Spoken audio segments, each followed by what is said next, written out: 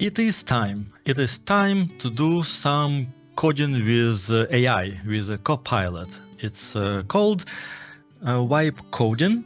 And of course, in order to start coding with GitHub, we first need to install it, which is easy. We just go to Visual Studio Installer, we click on Modify, and in the list of individual components, we just search for the Copilot. Of course, click check, modify, agree to whatever it asks you to. Click away on the install and watch it getting installed. And while at it, what is wipe coding? Just in case you're not familiar with the term, it's pretty recent. I think it was coined in February 25. It basically means coding with natural language input. So you could say things like implement this method or increase or change my 2D point to be 3D point, or change the login level across my solution to be higher or lower, or to, I don't know, replace all the C style casts with appropriate C++ equivalents. So things like that can be done with the help of the Copilot, and today we're gonna see how does it perform. Once it is done installing, we can close this window. So we'll go to our open folder. And the first thing you notice is it says use Copilot for free. It is indeed for free. There are some certain limitations, but we should not be concerned with them right now. And you can either sign up here, or you can go to the left side and say sign in. All it requires for you to have is a GitHub account, which we're gonna log in right now. Of course, it's asking for two-factor authentication. Continue and say, yes, I agree to go to the GitHub app. We don't need this anymore. Okay, we are not going to do the Copilot walkthrough. It's a great tool, but just skip right to playing with it. Also, what's new is not of any interest to us right now. Let's rearrange windows a little bit. Let's have this Copilot chat window here and larger, give us more space, and the Solution Explorer much smaller. I mostly need it for two things. First thing, I want to rename C files into CPP, since I'm mostly interested in seeing how Copilot will deal with this change. In fact, that's what we're gonna do. Let's build. So we just renamed C into CPP. Let's build and see if there are any errors. And if there are any errors, we'll ask Copilot to fix them for us. There are 23 warnings generated. Now what I'll just say, look at output and fix the warnings. I do need to allow it access to my always allow. Yeah, my output window. Default initialization of an object. That one's easy to fix, probably just add a curly braces. Yeah, basically. We can safely click apply on that one. And it's right here. It's almost the way I like it, but not exactly, so I prefer it that way. And now I can hit tab, and it should apply it. Which it did.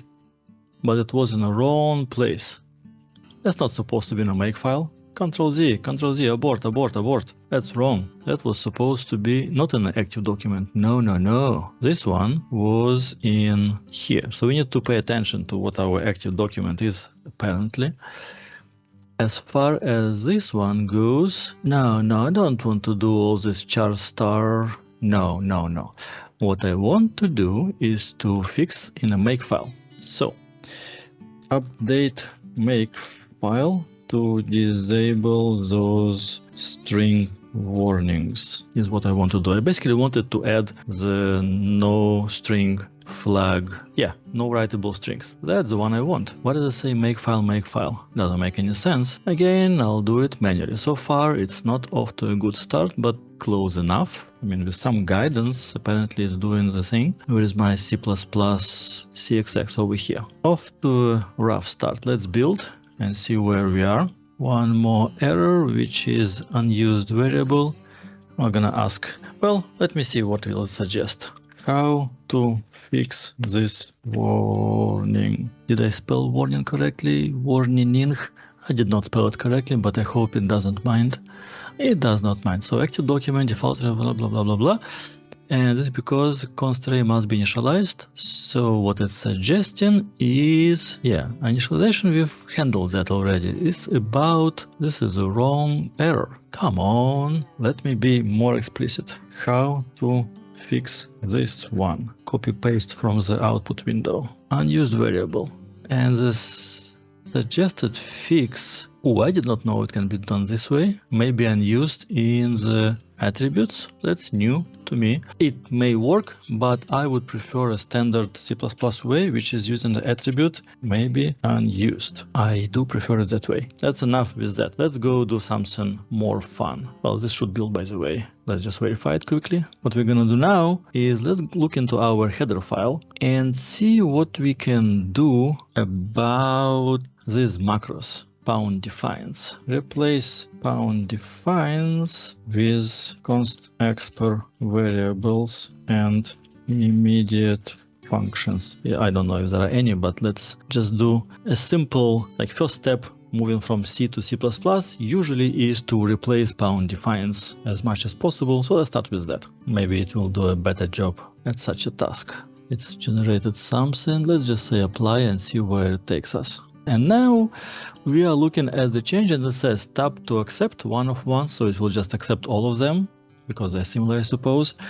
Let's hit tab. And what we ended up with is pretty good, except this one. I don't think it knows where this is coming from, but let's see. Build. It does not know when building the UEC descriptor file. It is missing an include. I know which one is missing, but let's see if this one knows which one. Add missing pound include to fix the build error. CSTD, nope, that's not the one. The correct one, I just know that because I found it before. Let's see if I hit F12 over here. Yep, that's the one. CYU3DMAH.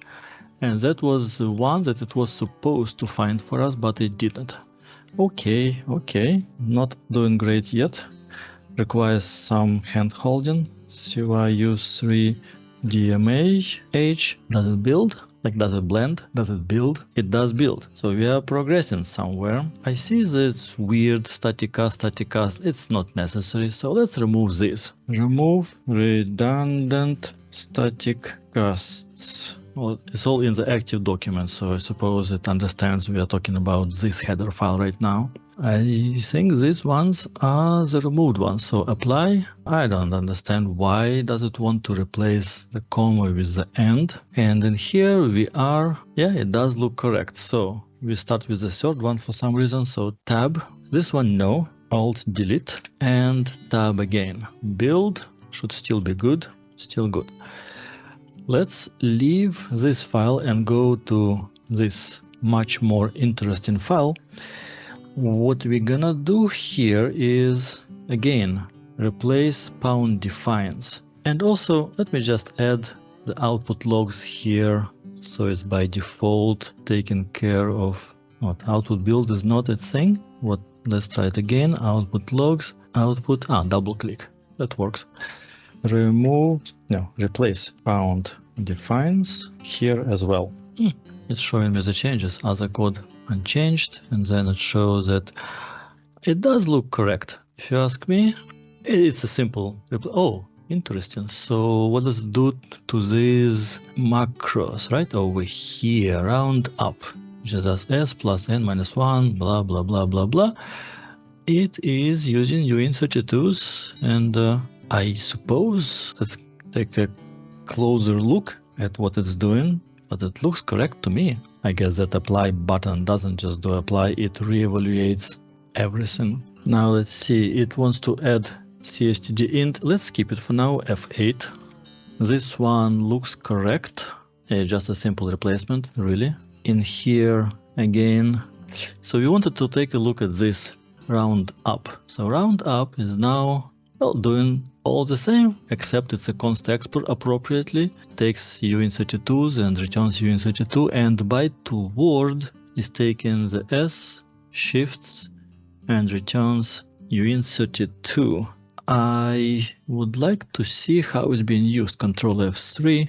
Is it anywhere in this file at all? Apparently not. So let me just tab to accept, and this one, I don't know, let's accept that as well. I am glad it did not replace this occurrence, even though it's a pound defined, but this is the precompiler variable that is being used. It cannot be really translated into variable. And then here, let's try it again. Control F3. It is not being used at all, so no harm is being done, even if it's supposed to be a byte to D word. Convert size from byte to D word. That doesn't even make sense the way it's doing it. So weird. Anyway, let's build and see where we stand. CSTD int file not found. Had a feeling. Why are we having... First of all, we didn't need it in the first place, so let's just not pretend that we need it. Let's build it much better. One thing we should probably do is check whether the thing is doing the thing. So let me reboot into bootloader mode just to monitor if we are in a bootloader mode. Let me start the control center. It is in bootloader. Now let's do our run deploy to RAM and see if it produces a video. Well, it should. We did not do any drastic changes yet. There is our video. So far so good. Let me reboot it back into bootloader for the next test, which will happen soon. Let's see how it can handle our makefile changes more extensively or less extensively. We have these common flags, and compile flags are just a straight up coming from command. There is no reason to have both of them, so let's say that combine common flags and compile flags. All logic from common flags is now directly in compile flags. Common flags is removed. All references to common flags in the... Okay, let's see how does it look like. And one thing it is, I can already tell, missing is a nuance. The nuance is that we used to have common flags which were statically evaluated, and compiled one of them, and more than one, have these dynamic pieces. So if we were just to build it like that, I'm sure we'll have some funny results. Yeah, you see this -mt? Yeah, that's not a file we want to see. And of course, the reason for that is this little column over here. If we build now, we should have the proper one. We do have the proper one. So now let's do something more interesting. Split, compile, and linker flags one per line, concatenating with plus equal. Probably should have said and sort them. So let's stop this evaluation. So let's stop that and repeat, but this time I want it a little differently. I want to say that and sort the lists. And then it looks like a split. So let's hit on apply and see what the result is. Tap to accept, tap to accept. What do we see? We see all the flags being split one per line. Easy to navigate, easy to understand, and we'll probably add comments to them afterwards. For now, let's just verify the build is working. There is no reason it shouldn't, but still. Let's see now what it does if we say something like add useful flags for embedded systems and also the flags to make my code more robust. Let's see what it does. I'm actually curious if it's gonna tell me to treat warnings as errors. W extra, W, oh wow, what do you know?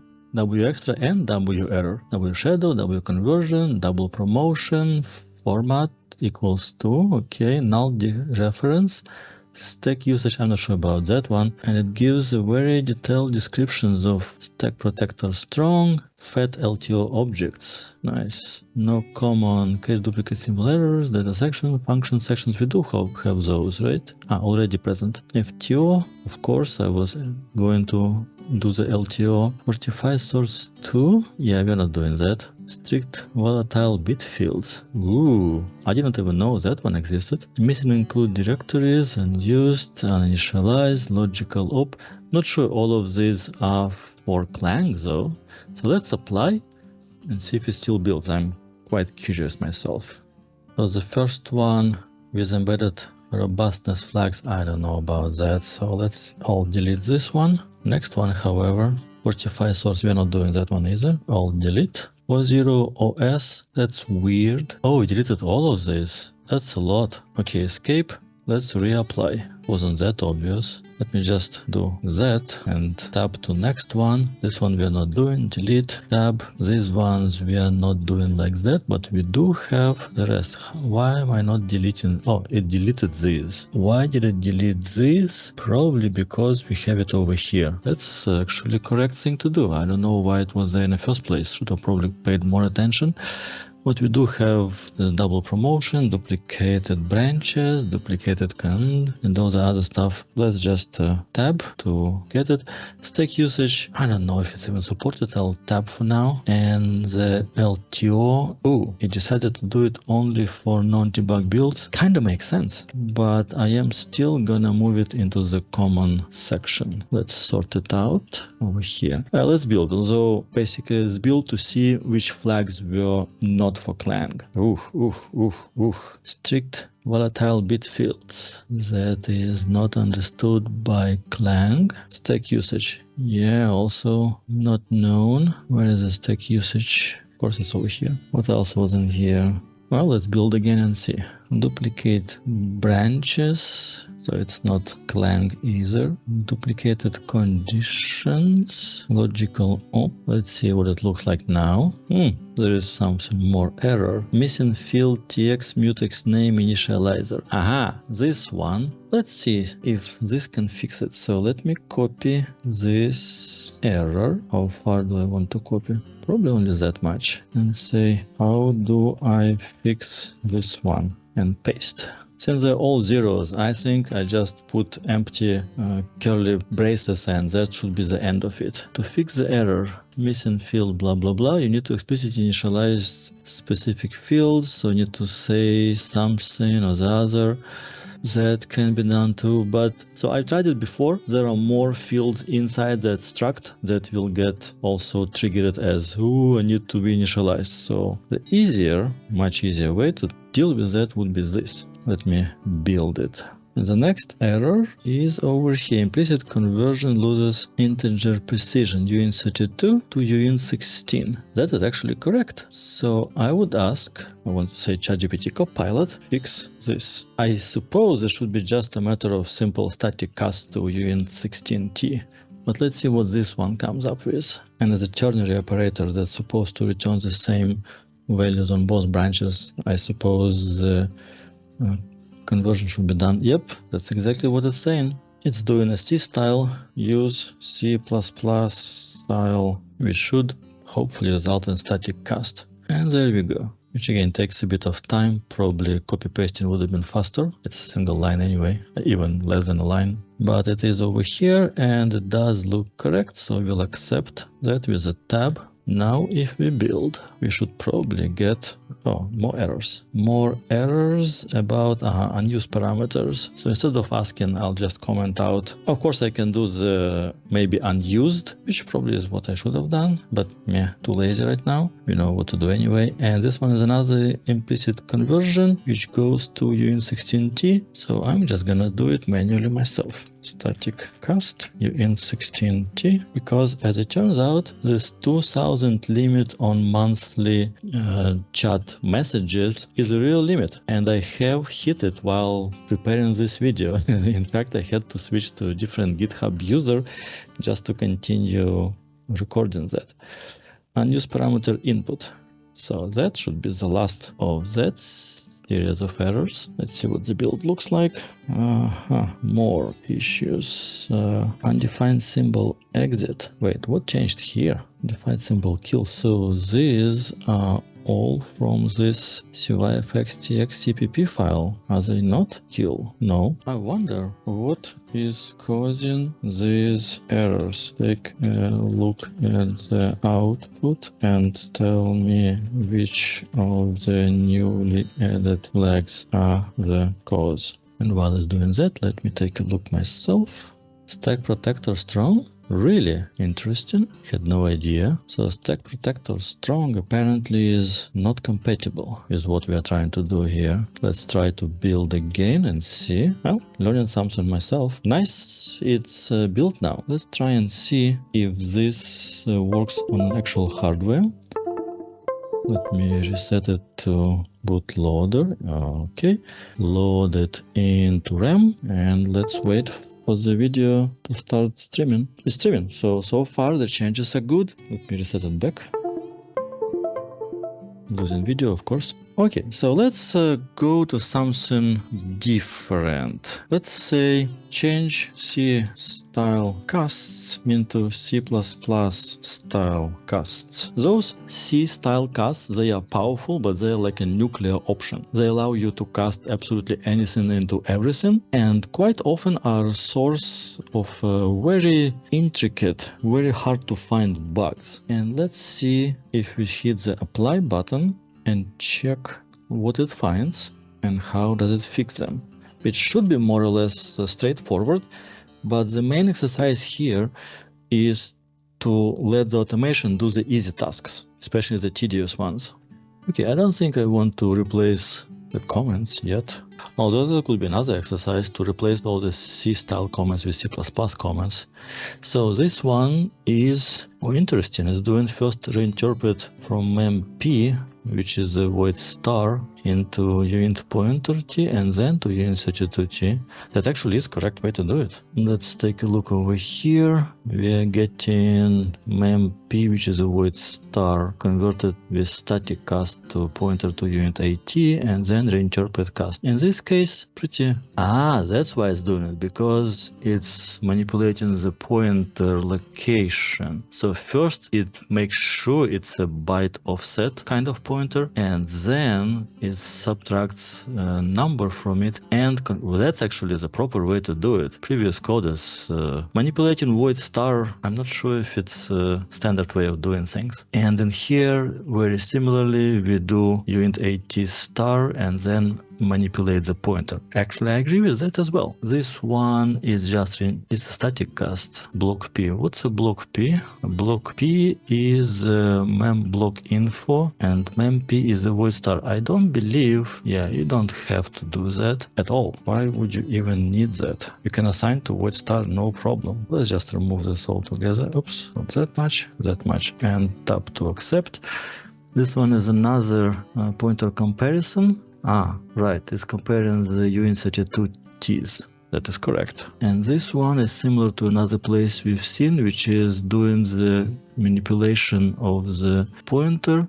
There was a uint8t cast before, so it was the correct way to do things. It's just making it more explicit with static cast and reinterpret cast. Okay, that's a C++ way. Again, over here, I don't believe this is needed, so let's tab out of it. And this one, start is the uint32t, which is we take the buffer, reinterpret cast to uint pointer t, and then static cast the appropriately sized variable.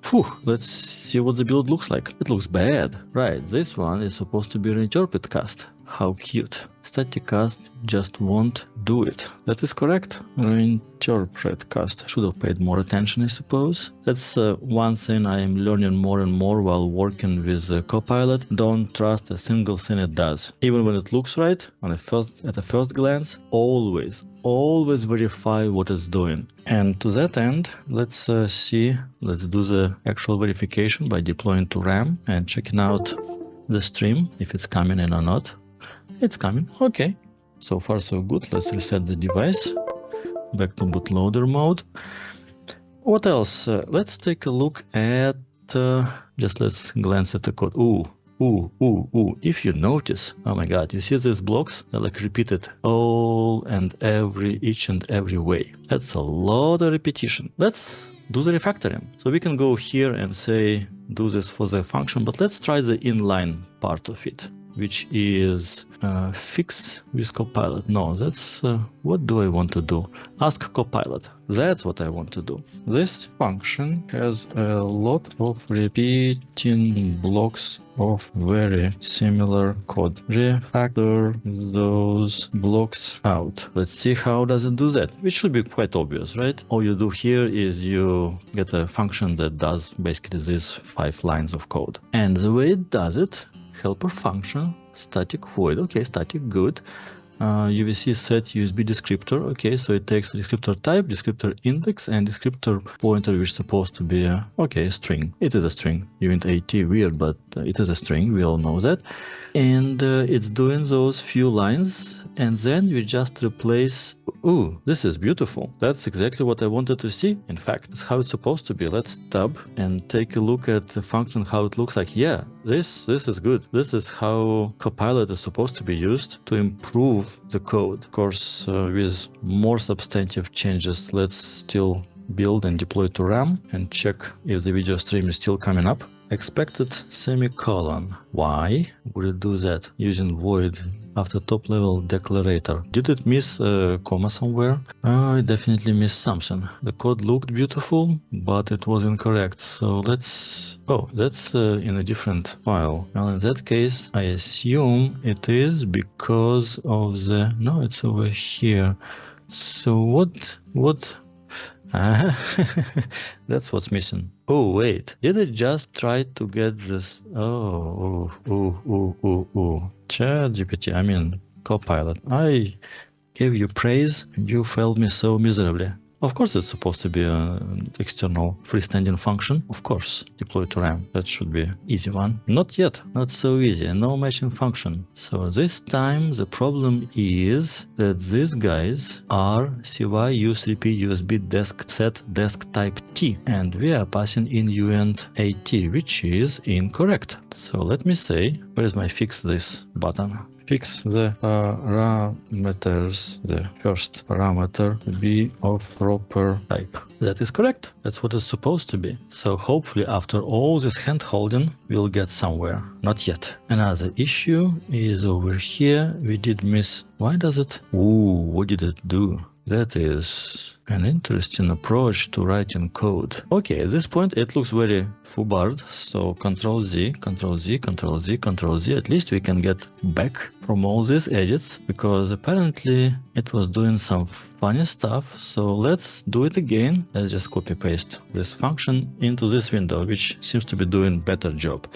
So let's see. I see a lot of repeated code in that function. Refactor it to reduce repetitions. Pay attention to function arguments data types. I still believe it can do the job. It looked beautiful, and I want that to okay, this time at least, you see, it's doing it on a separate freestanding function, as it's supposed to be. And then this looks correct, and also checking the first type. Yeah, it actually did all the right things. So let's apply the change and check the result. The change is to just assign... Oh, yeah, don't pre-assign with the success, just get the USB start as its initial value. I actually agree with that. I usually write this code that way myself.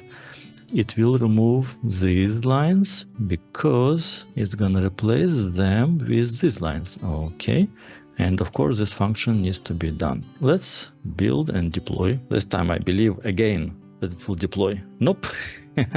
Unused parameter. Okay, this one is at least easy. We just say don't care, and let's see. The video is there.